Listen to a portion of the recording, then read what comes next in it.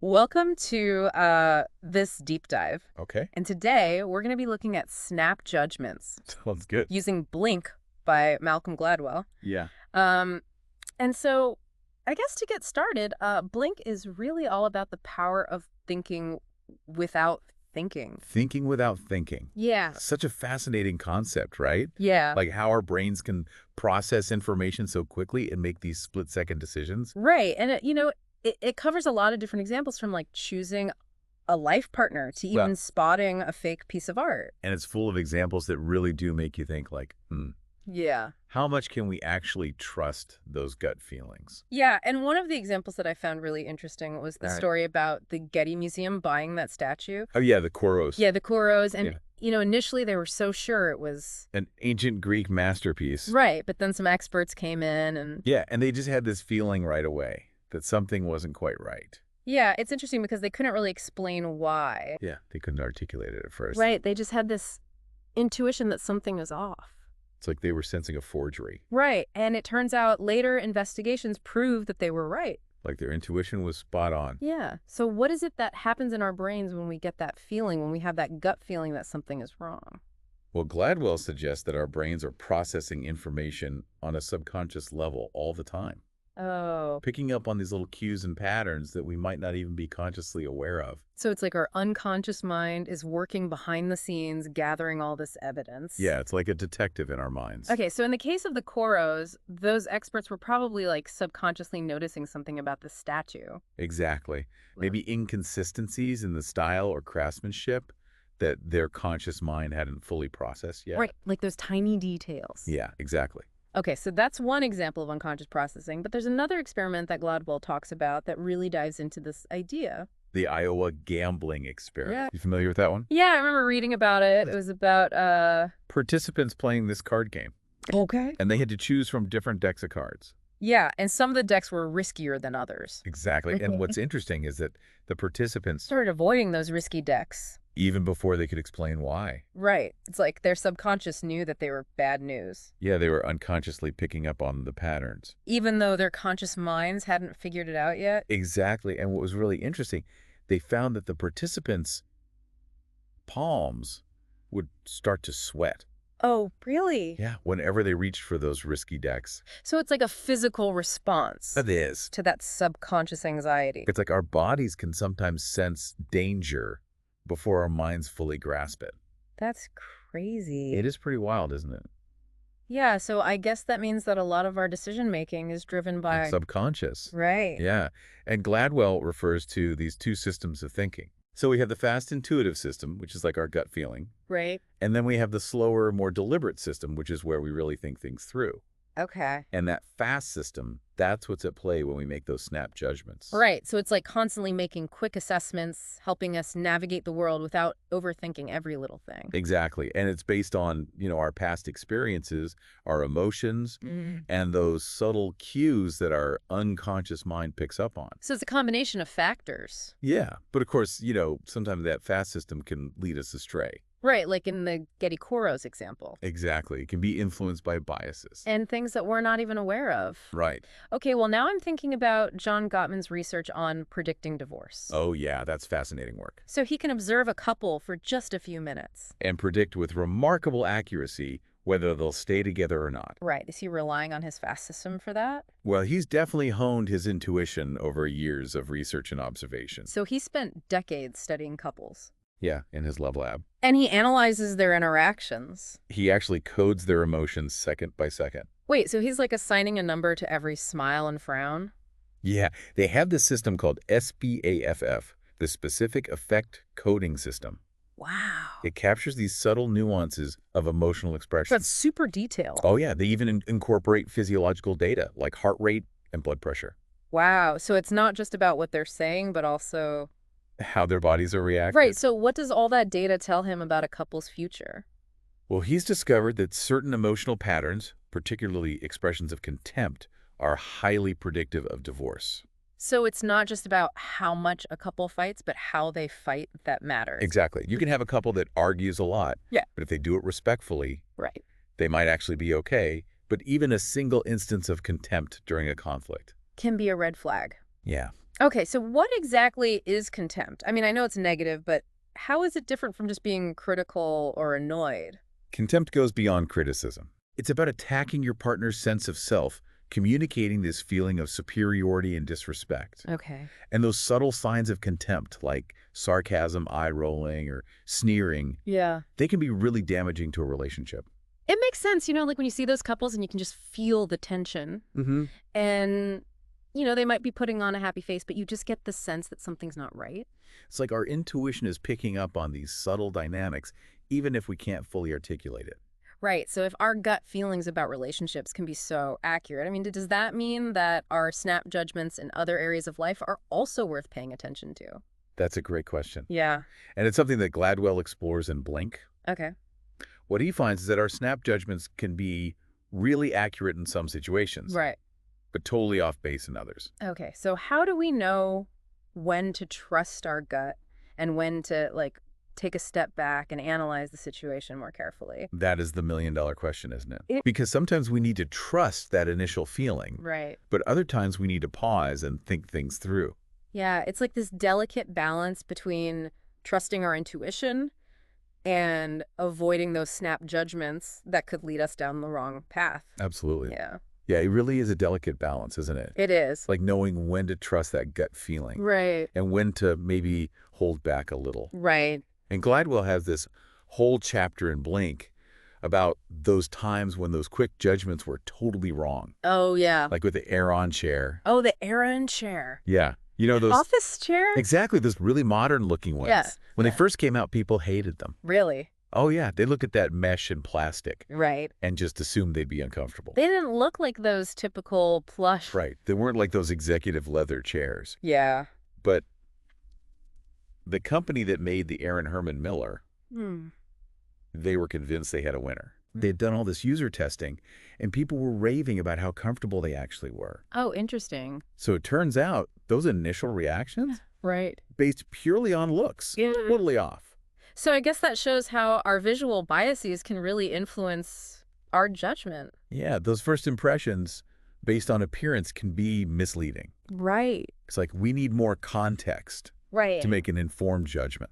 Yeah. And speaking of context, that makes me think about the example of the musician Kenna.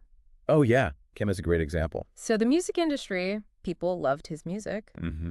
but market research suggested that, The general public wouldn't go for it. right, people wouldn't like his music. But the problem was that Those assessments were flawed. They Oh, were yeah. missing context. they were playing snippets of songs over the phone or something, right? Exactly. They weren't letting people experience Kenna's music fully Right. It's like trying to judge a painting. by just looking at a tiny square inch of it. All right, exactly. You need the whole picture Yeah. to really appreciate it. Okay, so context is important, It's crucial. but there's also the element of expertise. Oh, absolutely. Right. Like with those cola taste tests. Yeah. Remember where only the real cola connoisseurs Right. could reliably tell the difference between Coke and Pepsi? Yeah. It was the same with Kenna. Yeah. The true music experts. Yeah. They could recognize his talent. So it's like those food critics who can describe a wine with all these fancy terms Mm-hmm. that most people have never even heard of. Right. Like there's this whole vocabulary that comes with expertise. And there's this interesting study about that Oh, really? where they had experts rank strawberry jams, Okay. and then they had regular people try to do the same thing. Okay. And what's funny is the non-experts, they actually did pretty well at first. Oh. Their rankings lined up with the experts, But then. but then they were asked to explain their reasoning, Uh-huh. and it all fell apart. Yeah, because they didn't have They the. didn't have that deep understanding. Right. They couldn't articulate their preferences. It's like when you try to explain a joke Exactly. and it just stops being funny. You overthink it and it loses its magic. Yeah, so I guess sometimes overthinking can actually hinder our ability to make those snap judgments. It can. Okay, so how do we develop that expertise, that ability to thin slice effectively in our own areas of interest? Well, Gladwell suggests it's a combination of Yeah. innate ability and deliberate practice. So those art experts who could spot a fake sculpture Right. just by looking at it, They've spent years studying and analyzing. immersing themselves in the world of art. Exactly. Building up this database of experience in their minds. Okay, so it's about exposure. It is. The more you expose yourself to something. The more attuned you become to those subtle details Yeah. that others might miss. And Gladwell talks about Paul Ekman's research on facial expressions Oh, yeah. as another example of this. Ekman's work is fascinating. Right. So he spent decades studying the nuances of facial expressions. Every little muscle movement Right. that contributes to an emotion And he found that our faces can convey so much information. without us even realizing it. Right. And Yeah. he even discovered micro expressions. Those fleeting expressions that betray our true feelings even when we're trying to hide them. Yeah, it's like our faces can't lie. They often tell the truth even when our words don't. Yeah, and this understanding of facial expressions is so important For for, understanding how we mind read. right, like that ability to understand what other people are thinking and feeling. Exactly. And it's something we do all the time. We're constantly picking up on those subtle cues. Right, like to assess trustworthiness or sincerity. Or even danger. Yeah, it's like we're all amateur detectives. They are. Constantly trying to figure out what's going on in other people's minds. But this ability to mind read, it's powerful, but it's also fragile, Okay. especially under stress. Right. And one of the most powerful examples of this is the story of Amadou Diallo. Yeah, that's a tragic example. It really is. Yeah. Of how stress can distort our perceptions. And lead to these terrible consequences. Right. In that situation, the police officers, they were experiencing what Gladwell calls temporary autism. Temporary autism. Yeah, where their ability to accurately read social cues was completely impaired Because by the stress and the adrenaline of that situation, yeah, it's a reminder that our perceptions aren't always reliable. especially in those high-pressure moments. Right. So is there anything we can do to train ourselves to stay calm and observant under pressure? Well, Gladwell talks about the importance of slowing down, Okay. taking a breath, Yeah. and consciously trying to observe the situation. Without jumping to conclusions. Exactly. It's like hitting the pause button Right. in that fast system in our brain. Giving our slower, more deliberate system a chance to catch up. Exactly. And that's especially important. in situations where the stakes are high. Right, like when you're encountering law enforcement or making a medical diagnosis. Yeah. Or even navigating a tough conversation with someone you care about. Because those snap judgments, Yeah. they can be useful, They can but it's also high. huge consequences. So we Yeah. need to learn to wield that power responsibly. So I guess Blink is all about, Learning to understand those first 2 seconds. yeah, Recognizing both the strengths and limitations of our snap judgments. and remembering that. Even in those fleeting moments. Yeah, There's always more to the story than meets the eye. right. Like there's a whole world of unconscious processing happening. Yeah. Shaping our perceptions and influencing our decisions. That's a good point. Yeah, it's a lot more going on under the surface than we realize, isn't it? Yeah, it really is. And you know, one of the things that I think is really important to consider is Yeah. how these snap judgments can be influenced by our unconscious biases. Oh, absolutely. Bias plays a huge role. Yeah, and that makes me think about the car dealership study. Oh, yeah, that's a classic example. In Blink, you know the one where Ian Ayres sent out testers of different races and genders to negotiate car prices? Right. And what they found The- was, the initial offers yeah, varied significantly the customer's appearance. Right. So like, It's kind of unsettling, isn't it? yeah, it is. It's a bit unsettling to think that something like negotiating a car price. Which you would think would be pretty objective, Yeah. right? It's just numbers. Right. But even that Yeah. can be swayed by these unconscious biases. So what can we do about how do we counteract those biases? Well, Gladwell talks about the importance of exposure. Okay. He talks about the implicit association test, the IAT, Yeah. which has been used to measure these unconscious biases. Right. But the research also shows that simply exposing people to more positive examples of individuals from different groups Okay. can actually help to shift those biases. So it's about expanding our understanding, Yes, exactly. right? Like challenging those stereotypes Challenging those ingrained beliefs. with real world experiences. Mm, So like actively seeking out diverse perspectives yeah. can help us make more accurate. Your informed judgments. Yeah. It's like that saying, Like that. travel is fatal to prejudice. Oh, I like that. Right? Like the more we get out of our own little bubbles and experience the world. The more those narrow perspectives start to fade. Yeah. It's about opening our minds. Right. And that openness, Yeah. that willingness to like question our assumptions. To embrace uncertainty Yeah. is so important for Making good decisions. right, because if we're always relying on the same mental shortcuts Yeah. and those ingrained biases, We're going to miss out on opportunities, right, misjudge situations, make bad choices. and potentially even harm ourselves or others. So Blink isn't just about making better decisions. It's about living more mindfully. It is. It's about engaging with the world with more curiosity and recognizing that complex interplay. Of intuition and analysis Exactly. that shapes everything we do. It's all connected. So as we wrap up this deep dive Yeah. into the world of snap judgments, What are some key takeaways? yeah, what can we apply to our own lives? Well, I think the biggest takeaway for me is awareness. Okay. Recognizing that our snap judgments are influenced by so many factors. Right. Our experiences, our emotions, our biases. Right. It's the first step to making better decisions. Yeah, it's about acknowledging that we all have these mental shortcuts, but that sometimes They can lead us astray. Right, but also recognizing the power of intuition. Yes. Like that gut feeling can be really valuable. It can be incredibly accurate. So it's all about finding that balance. It is. Right. Trusting your gut. But also, Being aware of its limits. right, and sometimes we need to take a closer look.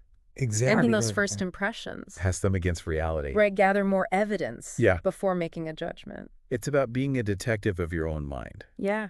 Paying attention to those cues, but also being willing to question those first impressions. So Blink encourages us to embrace the power of those first 2 seconds, It does. but also to recognize That they're just the beginning of the story. Right. There's always more to uncover. I think that's a great takeaway. Yeah. So as we finish up this deep dive into Blink, I hope this has encouraged you to think about your own snap judgments. Yes. And how they impact your life. It's a fascinating topic. It is. And until next time, keep those minds curious. And those blinks insightful.